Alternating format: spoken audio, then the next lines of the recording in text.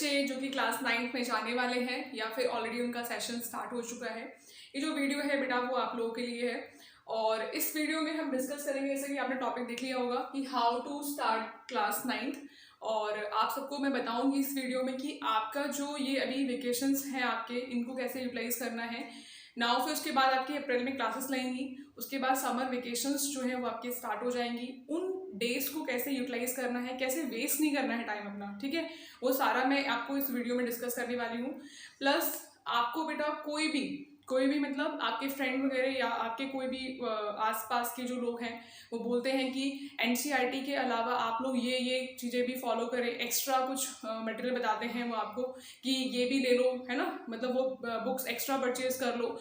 तो एनसीईआरटी ही परचेज करनी है, एनसीईआरटी के अलावा कुछ भी आपको परचेज नहीं करना है ना। इससे आपका टाइम भी वेस्ट होगा कि आप अभी एक्स्ट्रा बुक्स को फॉलो कर रहे हैं, उसके बाद में लास्ट मोमेंट तक आते आते आप एनसीईआरटी को ही फॉलो करेंगे, एनसीईआरटी की लाइंस को ही लर्न करेंगे, तो इससे आपका टाइम भी वेस्ट हो रहा है प्लस आपके पैसे भी वेस्ट हो रहे हैं। तो क्यों ना आप स्टार्टिंग से ही एनसीईआरटी बुक्स को ही फॉलो करें।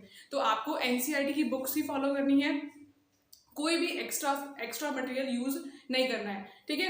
नाउ द डेज आपको क्या करना है बेटा, सबसे पहले तो एनसीईआरटी की बुक परचेज कर लीजिए। एनसीईआरटी की बुक में से कौन कौन सी कितनी बुक्स आपको परचेज करनी है, आपकी एसएसटी की 4 बुक्स है, 4 बुक्स हैं बेटा आपकी एसएसटी की। मैं आपको दिखा देती हूँ कौन कौन सी 4 बुक्स हैं। ये मेरे पास ऑलरेडी 4 बुक्स रखी हुई हैं। ये है आपकी, ये जो बुक है आपकी, ये हिस्ट्री की बुक है आपकी, इसको आपको लेना है। उसके बाद में ये जो बुक है हिंदी मीडियम में है, ये आपकी ज्योग्राफी की बुक, लेकिन आपको कवर जो है वो आपको ऐसे ही मिलेगा हिंदी इंग्लिश दोनों में। तो ये ज्योग्राफी की बुक है, ये आप परचेज करेंगे, ठीक है। नेक्स्ट है आपकी पॉलिटिकल साइंस की बुक है, लोकतांत्रिक, हिंदी में है ये, लेकिन आप इंग्लिश में भी आपको ये कवर पिक मिलेगा, कवर आपको ऐसे ही मिलेगा आपको, तो ये बुक परचेज करनी है, ठीक है। उसके बाद में ये इकोनॉमिक्स की बुक है, अर्थशास्त्र, ये बुक आपको परचेज करनी है एसएसटी के लिए, ठीक है। नाउ उसके बाद में आपका है नेक्स्ट जो लिखा क्या है बेटा, इंग्लिश की 2 बुक्स चाहिए आपको। तो इंग्लिश की 2 बुक्स में से पहली बुक है मूवमेंट्स की और सेकेंड बुक है आपकी बिहाइव की। आपको 2 बुक परचेज करनी है इंग्लिश के लिए, ठीक है। उसके बाद में हिंदी में भी आपकी 2 बुक्स है बेटा, पहली क्षितिज और दूसरी है कृतिका, ठीक है। ये दो बुक जो है वो परचेज करनी है। मैथ्स के लिए ओनली 1 बुक है और इसका मैं आपको दिखा देती हूँ। आपकी जो प्यारी बुक है मैथ्स की वो कुछ ऐसी दिखेगी आपको, ठीक है। ये बुक है आपकी मैथ्स की, ओके। उसके बाद में मैथ्स के बाद आपको साइंस की बुक परचेज करनी है, ओनली 1 बुक है, जिसके अंदर आपको कंप्लीट आपकी बायो, केमिस्ट्री और फिजिक्स, ठीक है, तीनों सब्जेक्ट आपको इसमें मिल जाएंगे। एनसीईआरटी की बहुत ही पतली सी बुक है, कोई एक्स्ट्रा बुक कोई भी कुछ नहीं परचेज करना है, ओनली इस बुक को ही आपको परचेज करना है, ठीक है ना। उसके बाद में कुछ स्कूल में संस्कृत को फॉलो करते हैं, टीचर्स वगैरह बताते हैं संस्कृत के लिए, तो संस्कृत की 1 बुक होगी आपकी, ठीक है। या फिर कुछ और अगर आपके स्कूल में है संस्कृत के अलावा तो आप उसे परचेज कर लेना। इस तरह से आपकी टोटल बुक्स हैं वो 11 बुक्स हो जाती हैं। मेरे पास में इंग्लिश और हिंदी की बुक्स नहीं है, तो आप लोग एक बार देख लेना। आपको मैं, अगर आप अमेजोन वगैरह से मंगाते हैं या किसी सोशल साइट से मंगा रहे हैं बुक्स वगैरह को, तो लगभग आपकी 700 या 750 के आसपास जो बुक्स है एनसीईआरटी की मिल जाएंगी आपको कंप्लीट बुक्स। नहीं, अगर आप किसी अपनी कोई भी आपके आसपास कोई स्टेशनरी है तो वहाँ पे जाके आप उसके रेट पता कर लेना, अपनी बुक्स को परचेज कर लीजिए। फर्स्ट काम आपको ये करना है, ठीक है। उसके बाद सेकंड काम, एक प्रॉपर सभी सब्जेक्ट्स के लिए बेटा प्रॉपर रजिस्टर्स मेंटेन कीजिए अच्छे से। मैथ्स के लिए थोड़े मोटे बना लीजिए क्योंकि कैलकुलेशन वगैरह करनी होती है आपको। साइंस के लिए भी थोड़ा, ठीक है, हैवी बनाने हैं क्योंकि आपको सारे नोट्स वगैरह लिखने हैं उसमें। इस तरह से आप लोग अपने रजिस्टर मेंटेन करेंगे। स्टेशनरी आइटम्स ले लीजिए, स्पेशल लेना है बेटा हाइलाइटर्स, क्योंकि हाइलाइटर्स से आपके नोट्स भी अच्छे से प्रिपेयर होंगे। हाइलाइटर से आपको जो आप एनसीईआरटी में बुक्स को रीडिंग कर रहे हैं, एनसीईआरटी की लाइन जो है बेटा 1 बाय 1 लाइन रीडिंग करनी है, क्योंकि आपको पता है आपका जो पैटर्न है वो चेंज हो चुका है। एमसीक्यू क्वेश्चंस आते हैं एग्जाम में, तो आपको अगर आपने एनसीईआरटी की 1 लाइन रीड की है, अगर आप उसको हाईलाइट करते जा रहे हैं पॉइंट्स को, तो ही आप अच्छे से एनसीईआरटी की बुक्स को अच्छे से पढ़ रहे हैं, तो ही आप क्वेश्चंस को अटेम्प्ट कर पाएंगे। इसलिए हाईलाइटर बहुत ज़रूरी है, इंपॉर्टेंट पॉइंट्स को हाईलाइट करते जाएंगे, ठीक है। इस तरह से आपको रीडिंग करनी स्टार्ट करनी है। अगर आपको अभी पढ़ना स्टार्ट कर दिया है आपने, तो मैं बोलूँगी कि एनसीईआरटी की लाइंस वगैरह, एनसीईआरटी की बुक्स की रीडिंग करिए, ठीक है। अगर आपको ऑनलाइन किसी के लेक्चर मिल रहे हैं, अवेलेबल हैं, तो उनके लेक्चर्स को आप देख सकते हैं जिसके भी आपको अच्छे लग रहे हैं। मेरे चैनल पे मैं कवर करूँगी मैथ्स का सिलेबस, आपका कंप्लीट सिलेबस 9th क्लास का कवर करूँगी। मैथ्स से याद आया, सबसे पहले कवर करने से पहले आपका कुछ सिलेबस है मैथ्स का। ये 15 चैप्टर्स आपके एग्जाम में आएंगे। बाकी हम देख लेते हैं। अभी कोई ऑफिशियल नोटिफिकेशन नहीं आया है गवर्नमेंट की तरफ से कि आपके कितने जो चैप्टर्स हैं वो रिड्यूस हैं या फिर कौन कौन से टॉपिक्स हैं जो रिमूव हैं। ऐसा कुछ ऑफिशियल नोटिस नहीं आया अभी इस टर्म के लिए। अगर आएगा तो भी मैं इस चैनल पे कवर करूँगी, ठीक है।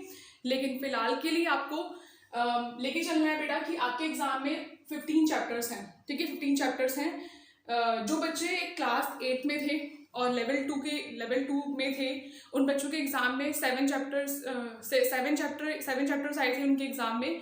लेकिन अब आपके एग्जाम में 9th में 15 चैप्टर्स आ रहे हैं, तो आपको थोड़ा सा हार्ड वर्क ज़्यादा करना पड़ेगा। पहले की तरह नहीं होगा बेटा कि सिर्फ एनसीईआरटी से क्वेश्चंस आ रहे हैं। थोड़े क्वेश्चंस मतलब आते हैं एनसीईआरटी से ही हैं, थोड़े घुमा के आते हैं, ठीक है। तो आपको अपना दिमाग खोल के ही चलना पड़ेगा। 9th क्लास डिफिकल्ट बिल्कुल नहीं है। बोलते हैं 9th क्लास डिफिकल्ट है, बस थोड़े से चीज़ें वास्ट हो गई हैं। आपको थोड़ा सा ओपन माइंड होकर सब चीज़ें सोचनी पड़ेंगी। कोई डिफिकल्ट नहीं है, ठीक है। तो चलिए बेटा मैथ्स का मैं आपको बता देती हूँ। पहला चैप्टर जो है वो आपका नंबर सिस्टम है। नंबर सिस्टम में आपको रेशनल इरेशनल वगैरह के कॉन्सेप्ट आएंगे। 8th क्लास से क्या आपको मिल जाएगा नंबर सिस्टम में। आपने 8th क्लास में पढ़ा ना ये वाला a की पावर m डिवाइड में a की पावर n, ये जो फॉर्मूले पढ़े थे आपने, a की पावर m है ना, मल्टीप्लाई में n, ये कुछ फॉर्मूले इसमें भी यूज होंगे आपके। तो वो 8th क्लास का कॉन्सेप्ट जो है वो 9th में मिल जाएगा आपको, ठीक है। एक बार और बता दूं आपको बेटा, अगर आप प्रिपेयर कर रहे हैं अभी, ठीक है, तो जो बच्चे जिनका बेसिक ऑलरेडी क्लियर है, जिन बच्चों का बेसिक ऑलरेडी क्लियर है, उन लोगों के लिए मैं सेशन दूंगी कि आप लोग तो चलो कोई बात नहीं, आप चैप्टर स्टार्ट कर सकते हैं, चैप्टर से क्वेश्चंस करना स्टार्ट करिए, ठीक है। लेकिन जिन बच्चों का बेसिक क्लियर नहीं है बेटा, जिनको बहुत ही छोटी छोटी चीज़ों में प्रॉब्लम होती है, जिनकी कैलकुलेशंस अच्छी नहीं है, ठीक है, या फिर जिनको कुछ चीज़ें 8th क्लास में बहुत ज़्यादा डिफिकल्ट लगी थी, तो उनके ऊपर थोड़ा सा ध्यान देंगे इन समर वेकेशंस के टाइम पे, ठीक है। अपना बेसिक जो है वो क्लियर करेंगे, ठीक है। उसके बाद नंबर सिस्टम में आपको ये मिल जाएगा 8th क्लास से। नेक्स्ट आपका आता है पॉलिनोमियल, ठीक है। नेक्स्ट जो टॉपिक है वो आपका है बेटा पॉलिनोमियल, जिसमें आपको 8th क्लास का क्या मिलेगा। 8th क्लास का आपको मिल जाएगा, जैसे आपने पढ़ा है ना, जैसे मान लीजिए 3x का स्क्वायर प्लस 4x प्लस 5, इसको स्प्लिट करना, फैक्टराइजेशन मेथड जो 8th क्लास में आप पढ़कर आ चुके हैं, वो आपको इस चैप्टर पॉलिनोमियल में मिल जाएगा। और जो आपने फॉर्मूले पढ़े थे 8th क्लास में, याद है आपको कुछ कि a प्लस बी का होल स्क्वायर, इसके बेस पे क्वेश्चंस आपको मिलेंगे। a माइनस बी का whole square, a square minus में b का square, x plus a x plus b, ठीक है। तो ये कुछ क्वेश्चंस जो हैं वो इसमें भी हैं, आपके रिपीट होंगे क्वेश्चंस। तो ये 8th क्लास का ही है कॉन्सेप्ट, जो कि 9th में भी यूज होगा। इसलिए मैं बोल रही हूँ, अगर आपको ये क्वेश्चंस 8th में डिफिकल्ट लगे थे तो 9th के लिए बेटा आप इसको भी प्रिपेयर करेंगे, क्योंकि 9th क्लास में दोबारा से क्वेश्चन रिपीट होंगे। और जो ये वाला क्वेश्चन है ना बेटा, जो मैंने आपको बताया, देखो 4x का स्क्वायर प्लस 5x प्लस 6 हो सकता है इसका सोल्यूशन फैक्टर वगैरह, ये जो ऐसा क्वेश्चन जो है, अगर इस तरह से क्वेश्चन जो है वो 9th में भी आएगा आपका। प्लस ये क्वेश्चन जो है बेटा वो 10th में भी आएंगे आपके। 10th क्लास के लिए भी क्वेश्चन इंपॉर्टेंट है, तो इसकी प्रैक्टिस करिए। या आपने 8th में ही पढ़ा है या आपको 9th में ही पढ़ना है, ठीक है। अच्छा, उसके बाद में कोऑर्डिनेट ज्योमेट्री है। कोऑर्डिनेट ज्योमेट्री के लिए आपको नंबर लाइन का पता होना चाहिए कि बीच में 0 होता है, साइड में पॉजिटिव नंबर होता है, साइड नेगेटिव नंबर होता है, उनको प्लॉट करना कोऑर्डिनेट ज्योमेट्री में, पॉइंट्स को प्लॉट करना, ये सब आते हैं आपके। ऑर्डिनेट ऑब्सेसिव का क्या होता है, तो वो सब कोऑर्डिनेट ज्योमेट्री के अंदर है आपका, ठीक है।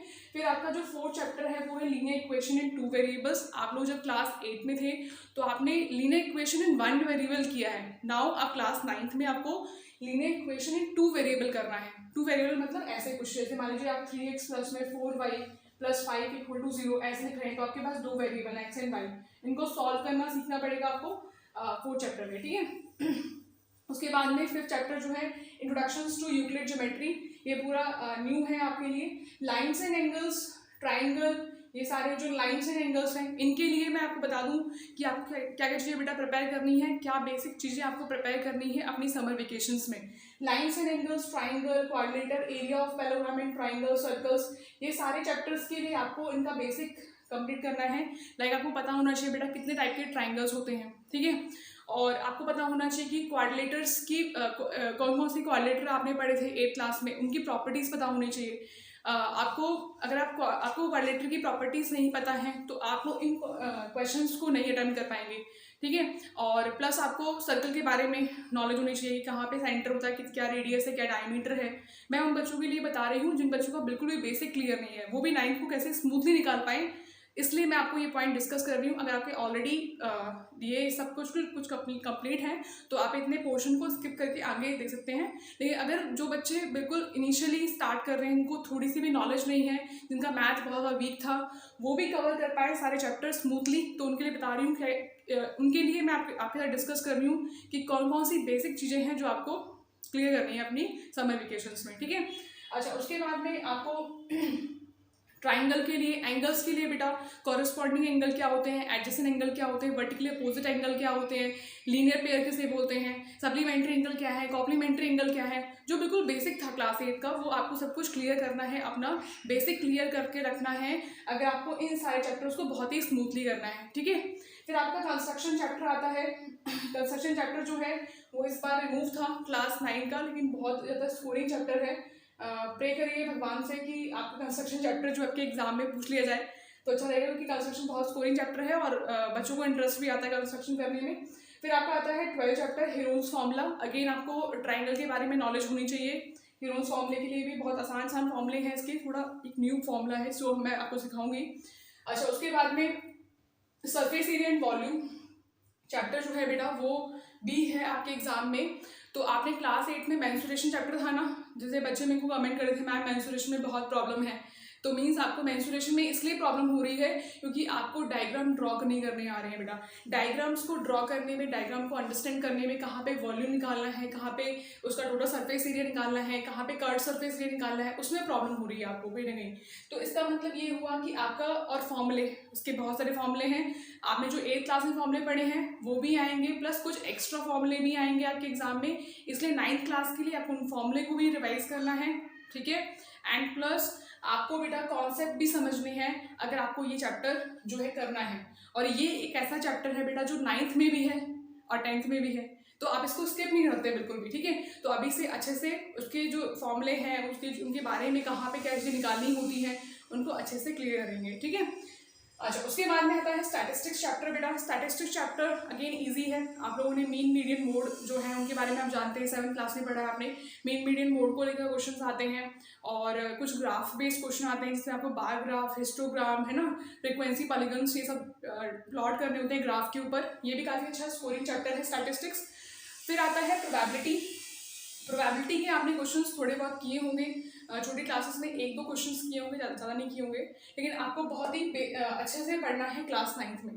तो बेटा ये सारा है आपका कंप्लीट सिलेबस मैथ्स का।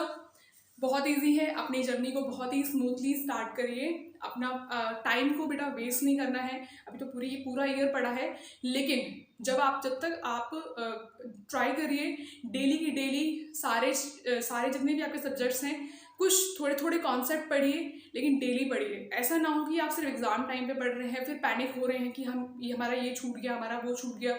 बच्चे वही बेटा अच्छे स्कोर कर पाते हैं 9th क्लास में जो डेली पढ़ते हैं, जो शुरू से पढ़ते हैं, स्टार्टिंग से पढ़ते हैं, ठीक है। मैं ये नहीं बोल रही कि आपको 1 महीने में आपकी पूरी NCERT कवर करनी है या फिर 3 महीने में पूरा NCERT कवर कर लो, नहीं, मैं आपसे ये नहीं बोल रही हूँ। आप टॉपिक वाइज पढ़िए, एक टॉपिक डेली पढ़िए, ठीक है। जिस भी टॉपिक को आप उठा रहे हैं, कोई भी टॉपिक आप पढ़ रहे हैं, उसके बारे में आपको फुल इन्फॉर्मेशन होनी चाहिए। कहीं से भी कोई भी क्वेश्चन पूछते हैं तो आपको आना चाहिए, ठीक है। तो बहुत अच्छे से अपनी जर्नी को स्टार्ट करेंगे सभी लोग, और मेरे साथ मैं आपको मैथ्स कंप्लीट कराऊंगी आपको, ये आपसे सबसे प्रॉमिस है मेरा, ठीक है। फॉर श्योर पूरी मैथ हम बहुत ही अच्छे से कवर करेंगे। Thank you and all the best for your journey. Thank you.